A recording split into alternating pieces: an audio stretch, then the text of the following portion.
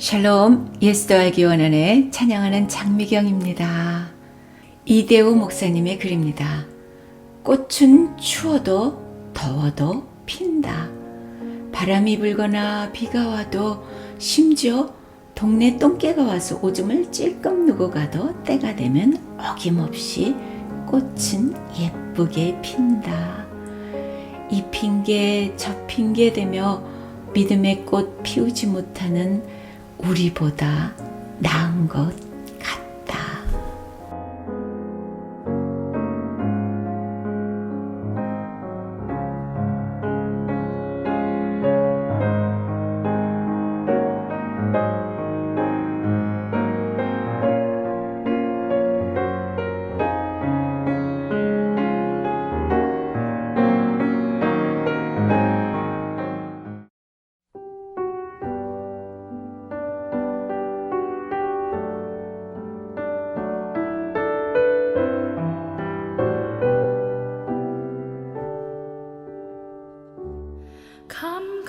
캄캄한 내 맘에 들어오사 밝은 빛이 되시고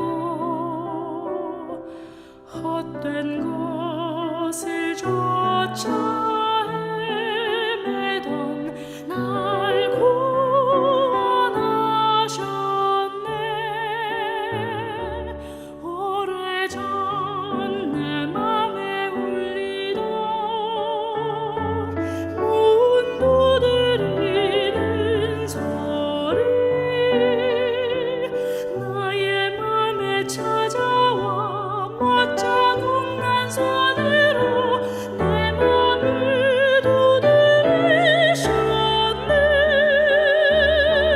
주 예수 내 맘에 들어오사 나의 주인 되시고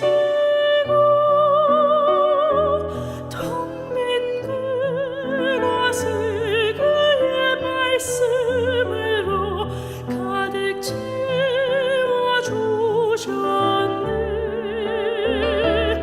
주 예수 내 맘에 들어오사 내 모든 것 바꾸셨네. 나의 맘 주님께 모두 맡기리. 오셔서 좌정하사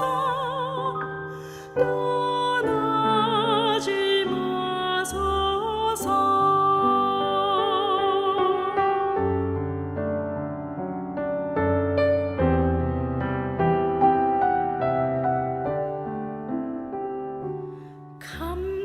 캄캄한 내 맘에 들어오사 나에게 말씀하시며 죄로 물들어 있던 병든 나의 마음을 깨끗게 하여 주셨네.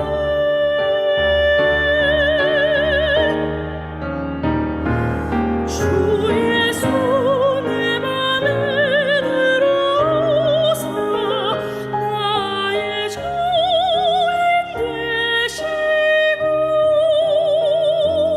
텅 빈 그곳을 그의 말씀으로 가득 채워주셨네.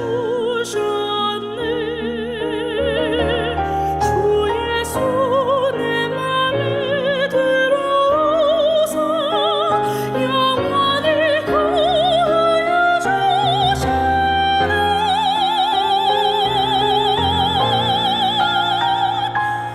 나의 맘 주님께 모두 맡기네.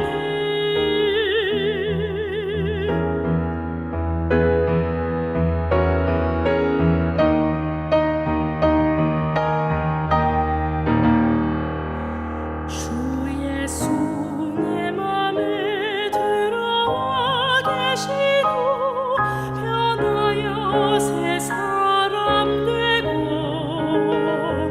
물밀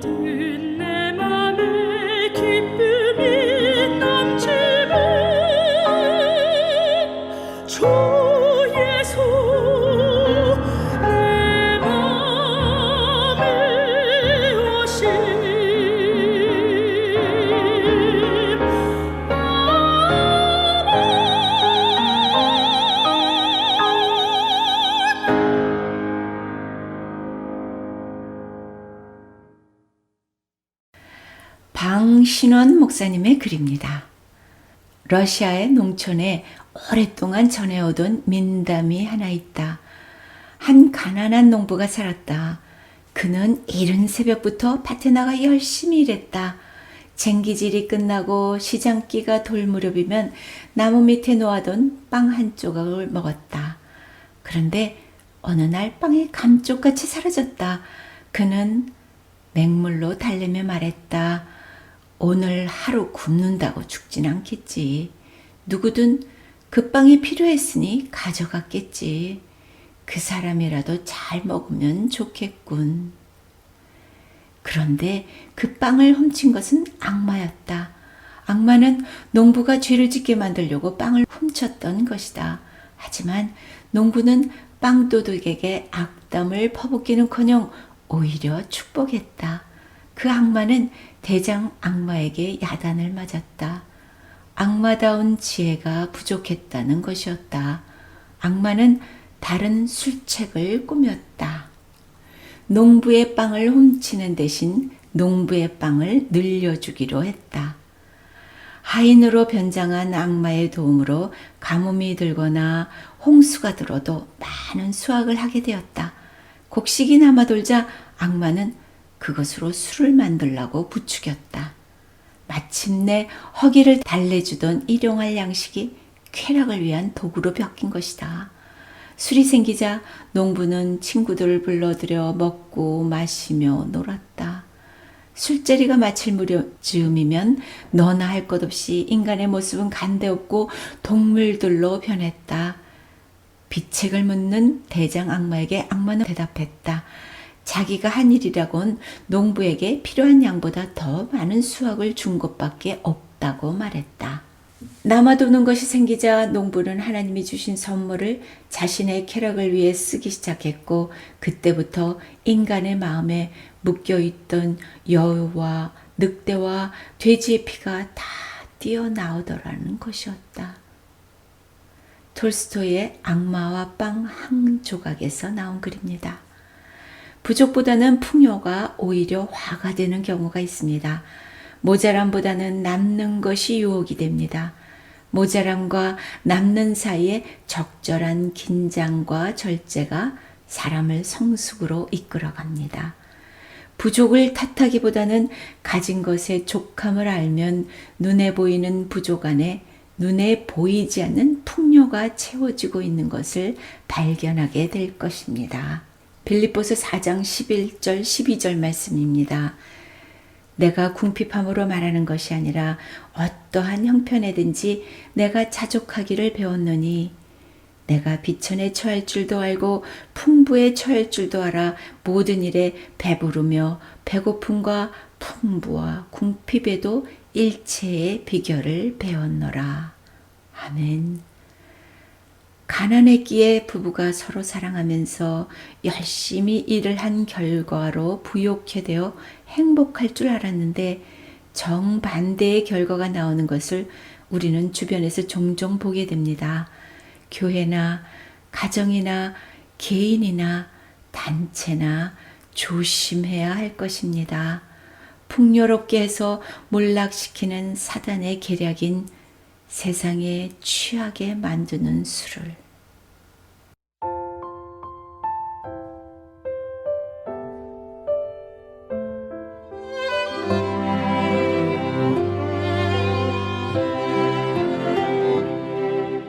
겸손히 울리는 나의 기도 간구보다 감사를 드립니다. 응답하심도 거절하심도 기다리라 하심도 그저 감사 위에 감사를 덮을 때 은혜 위에 은혜가 쌓이네. 모든 일에 감사 모든 순간에 그리 아니하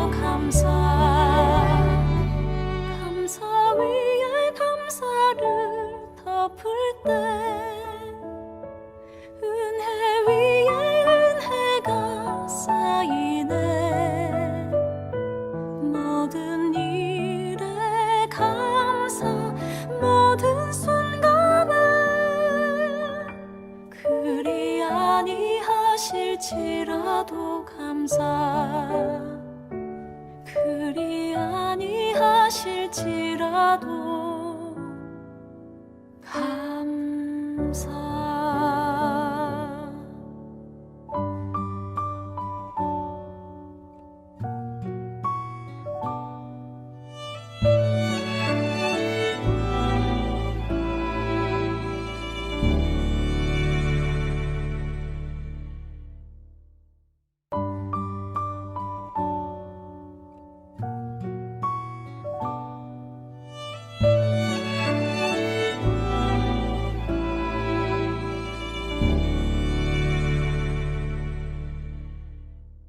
얼마 전에 읽은 글입니다.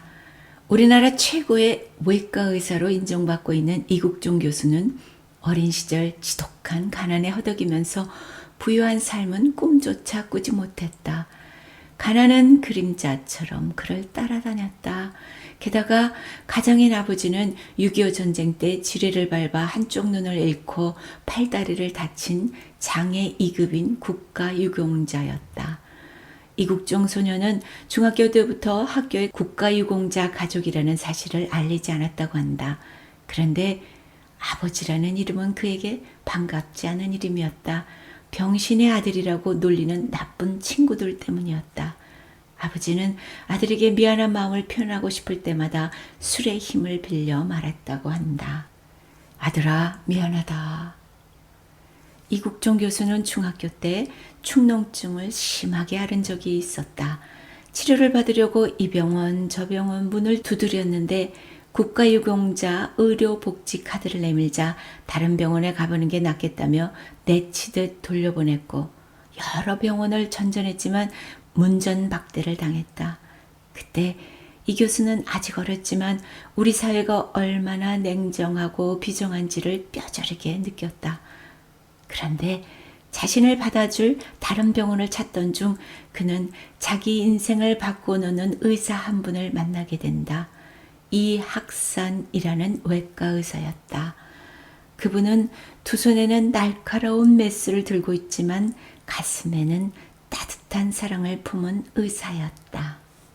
그는 어린 이국종이 내민 의료복지카드를 보고는 이렇게 말했다. 아버지가 자랑스럽겠구나. 인술의 의사 이학사는 치료비도 받지 않고 정성껏 치료해주면서 열심히 공부해서 꼭 훌륭한 사람이 되거라 하고 격려해 주었다. 그 한마디가 어린 이국종의 삶을 결정하게 했다. 이학산 선생님은 나라를 위해 싸운 훌륭한 아버지를 두었으니 진료비도 받지 않겠다 하셨고 그 후 이국종 소년이 병원에 갈 때마다 열심히 공부하라고 용돈까지 챙겨주셨다.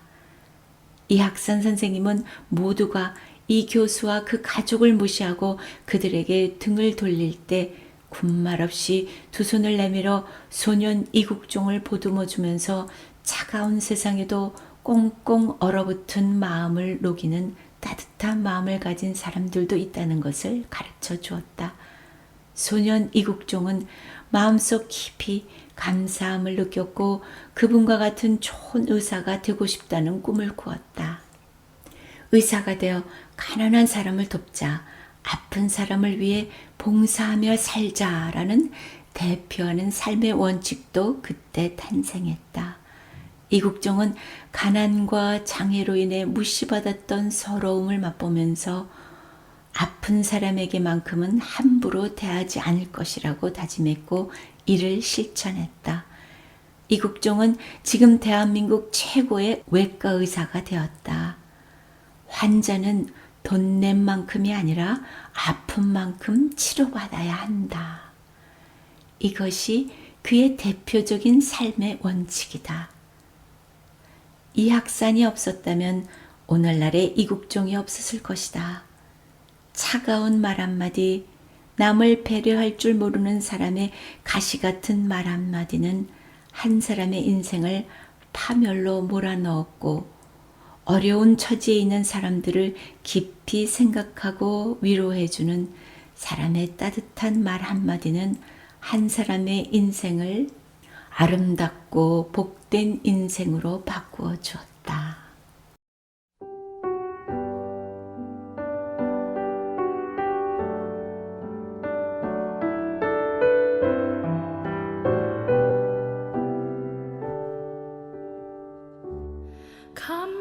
캄캄한 내 맘에 들어오사 밝은 빛이 되시고 헛된 것을 조차 헤매던 날 구원하셨네. 오래전 내 맘에 울리던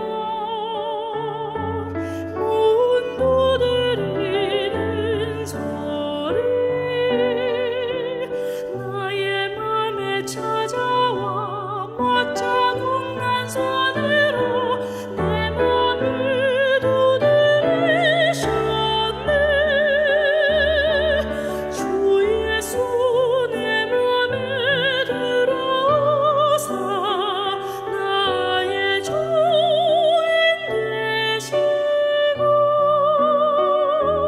텅 빈 그것을 그의 말씀으로 가득 채워주셨네. 주 예수 내 맘에 들어오사 내 모든 것 바꾸셨네. 나의 맘 주님께 모두 맡기리. 오셔서 좌정하사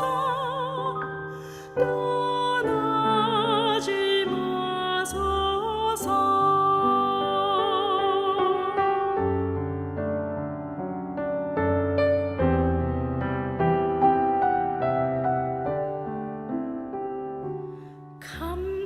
캄캄한 내 맘에 들어오사 나에게 말씀하시며 죄로 물들어 있던 병든 나의 마음을 깨끗게 하여 주셨네.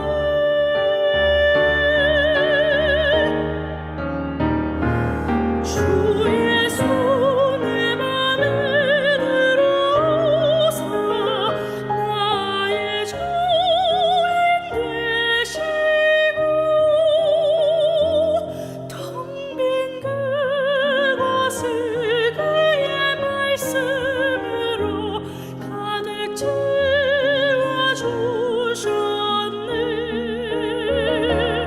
주 예수 내 맘에 들어오사 영원히 구하여 주시라.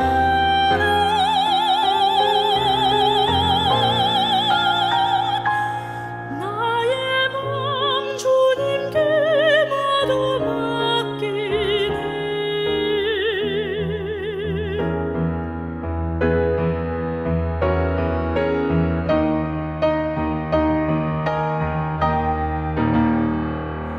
주 예수 내 맘에 들어와 계시고 변하여 새 사람 되고 물밀든 내 맘에 기쁨이 넘치네. 주 예수 내 맘에 오심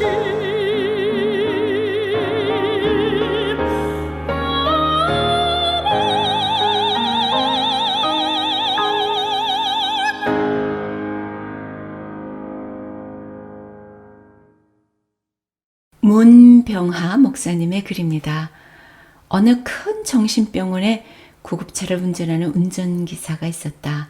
어느 날 여전한 일과로 환자를 병원에 내려놓고 차를 돌리려고 하는데 병원의 위층 창문에서 부르는 소리가 들렸다. 나 좀 보시오. 운전기사가 소리가 나는 병실 위층을 바라보니 병실 창문에 상체를 내어놓은 사람이 있었다. 운전기사가 그 사람에게 물었다. 나 말이요? 그러자 내다보던 그 사람이 말했다. 그렇소. 그런데 내가 당신한테 한 가지 물어봐도 되겠소? 운전기사는 궁금한 마음에 물었다. 무슨 일입니까? 그러자 환자가 말했다. 당신은 건강한 정신을 가졌다는 것에 대하여 하나님께 감사해 본 일이 있소? 운전기사는 별 이상한 사람 다 보겠네 라고 생각하면서 그 자리를 떠났다. 그런데 훗날 그 운전기사는 고백했다. 나는 15년 동안 이 병원에서 일하며 매일 정신병 환자를 운반하면서도 나의 건강한 정신에 대하여 한 번도 감사해 본 일이 없었음을 크게 깨달았습니다. 성 어거스틴은 감사의 분량이 그리스도인의 완전의 척도라고 했습니다. 오늘의 많은 그리스도인들도 자신들의 일상적인 평범한 생활 속에 얼마나 감사한 일이 많은지를 잘 알지 못합니다. 감사는 성숙한 그리스도인임을 가늠할 수 있는 잣대가 되는 것입니다. 왜냐하면 넘치는 감사는 받은 은혜를 은혜로 안다는 표현이기 때문입니다.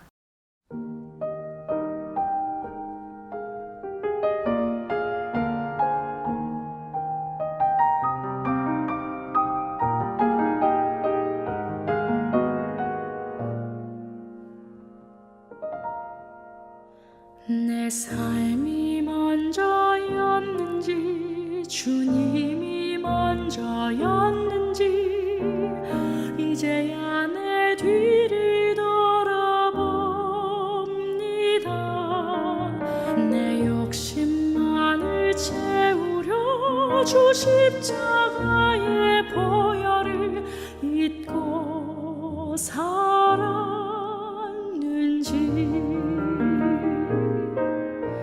헛되고 헛된 자랑에 주의 영광 가렸는지 이제야 내 뒤를 돌아봅니다. 나의 교만과 욕심이 찬란한 주의 영광을 가리고 살았는지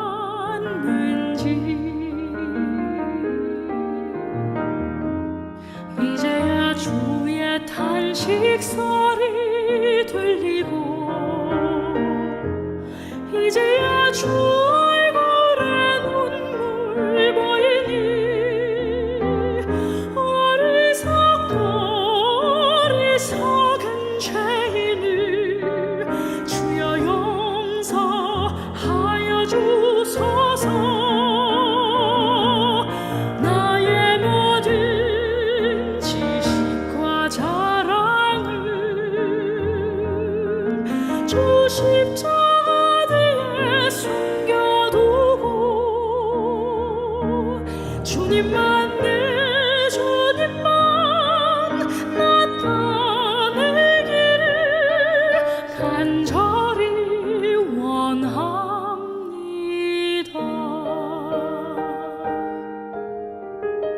예수도 알기 원한의 제작진에게 찬양하는 장미경이었습니다. 다음 주에 만나요. 샬롬.